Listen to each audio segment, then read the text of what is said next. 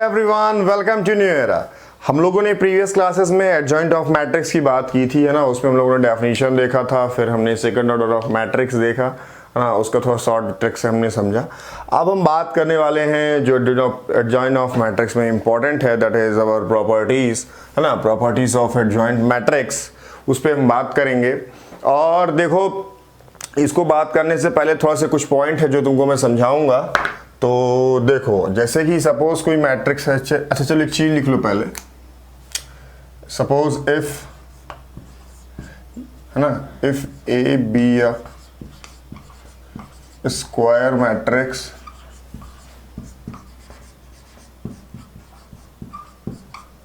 A be a square matrix of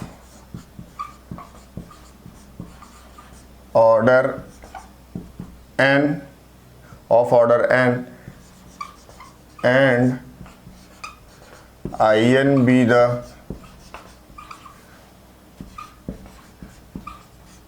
unit matrix, In be the unit matrix, then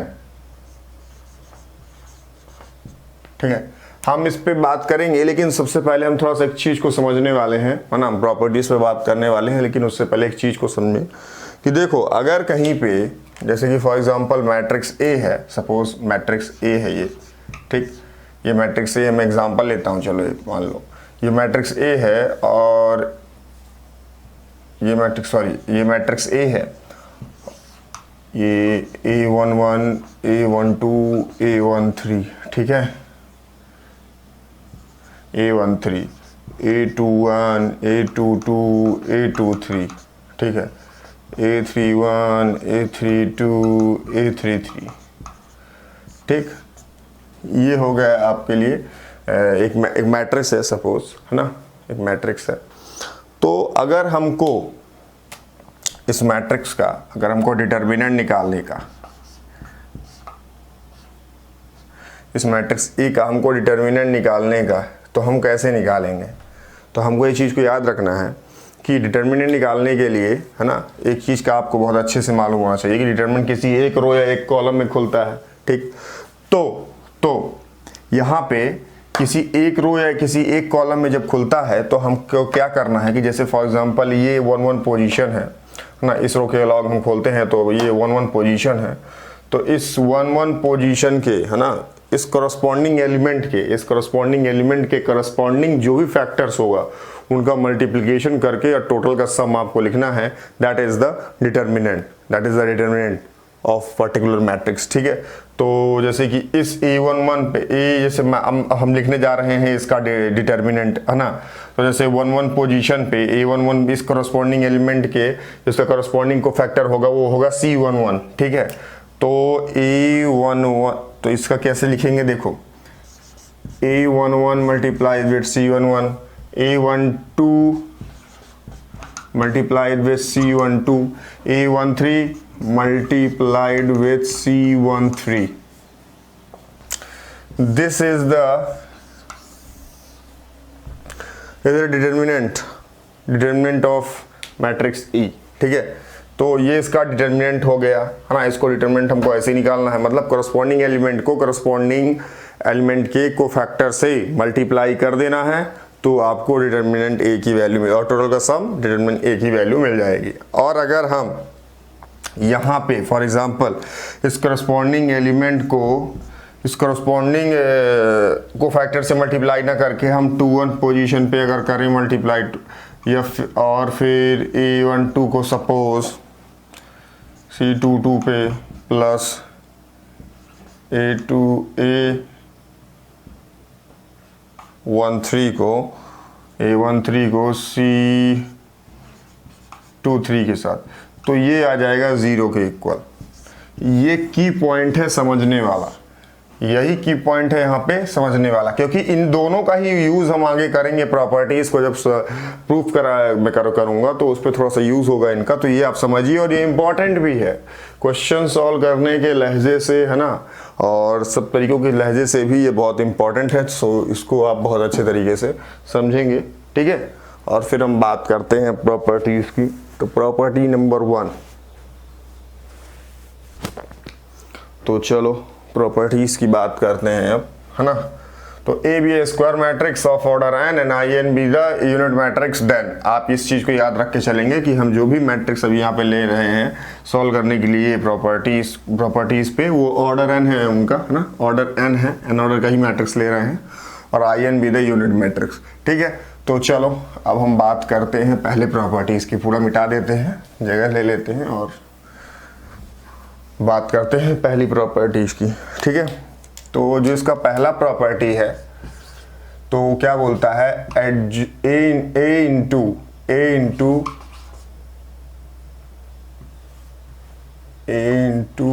adjoint of A equals to, या फिर adjoint of A into A equals to determinant of A I n, ठीक है। Determinant of A into I n मतलब n order का matrix, ठीक है। तो चलो एन ऑर्डर का आइडेंटिटी मैट्रिक्स, ठीक है। थोड़ा सा इसको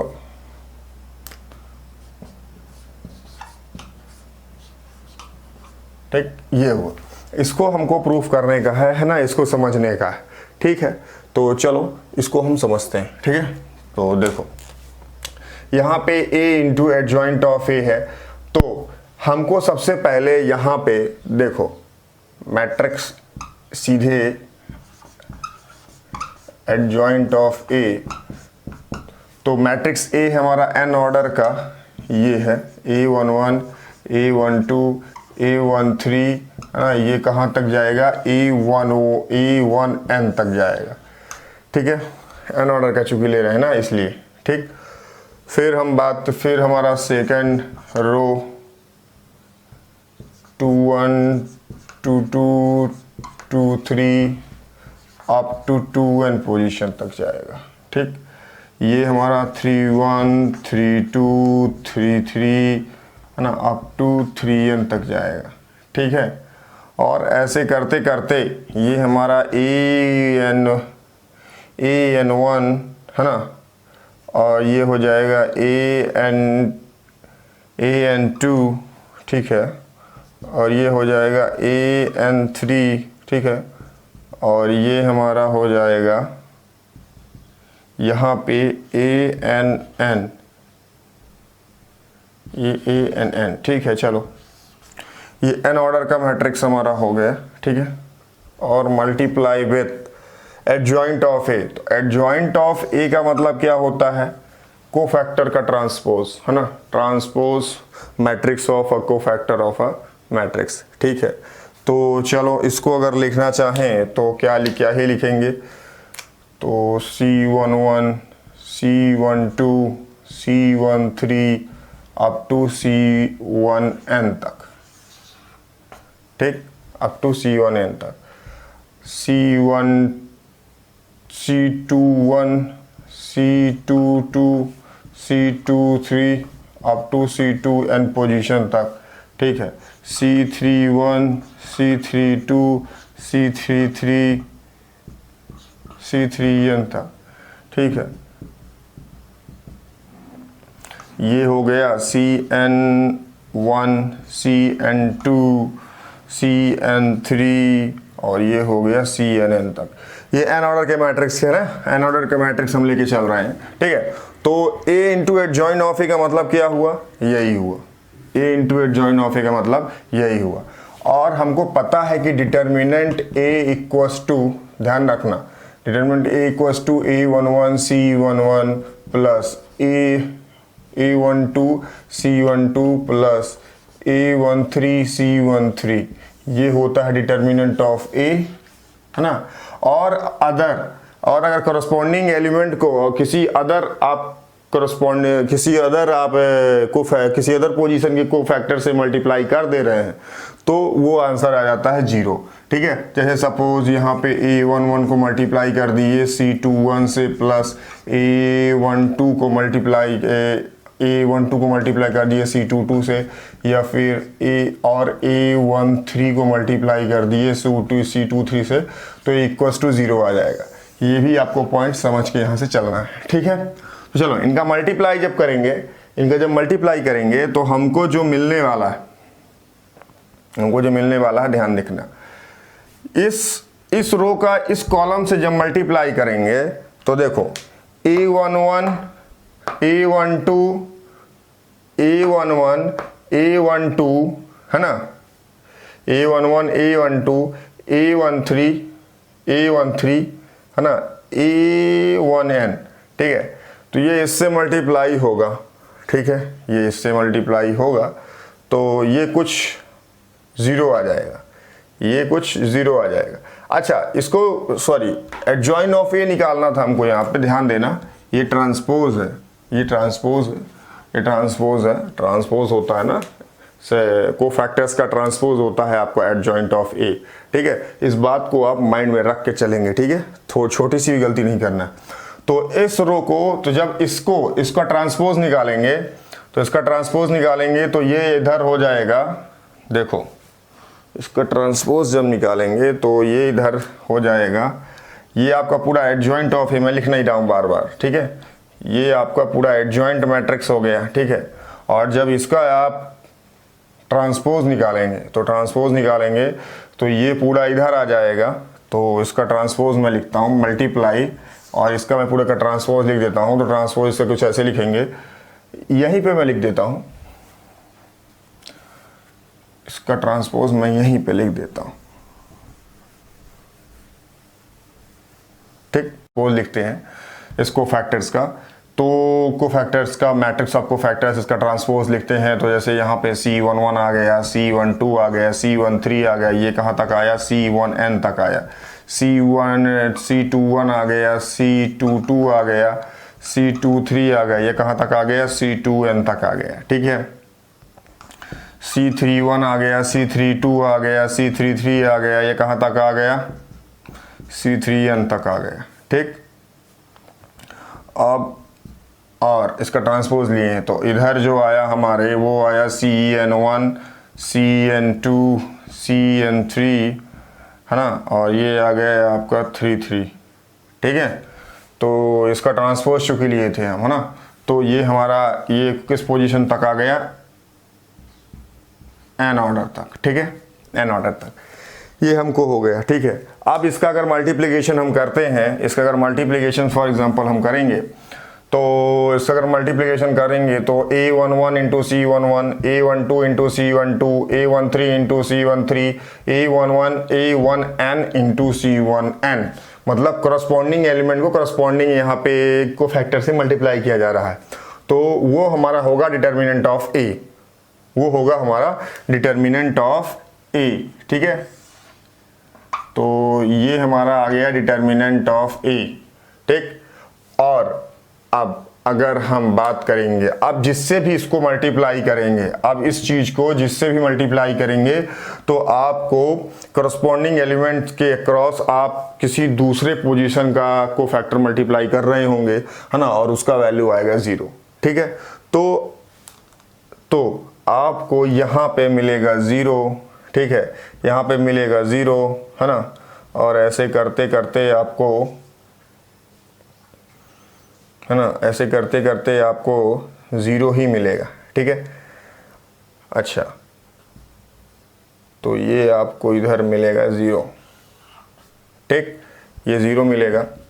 और आप फिर इसको, इस रो को जब मल्टीप्लाई करेंगे, इस रो को 21 को A22 को, तो जब इसको मल्टीप्लाई करेंगे, तो जब पहले इससे मल्टीप्लाई करेंगे तो 0 मिलेगा, फिर जब आगे बढ़ेंगे तो डिटर्मिनेंट ऑफ A का वैल्यू मिलेगा, फिर 0 मिलेगा, फिर 0 मिलेगा, है ना, ये भी 0 मिलता जाएगा।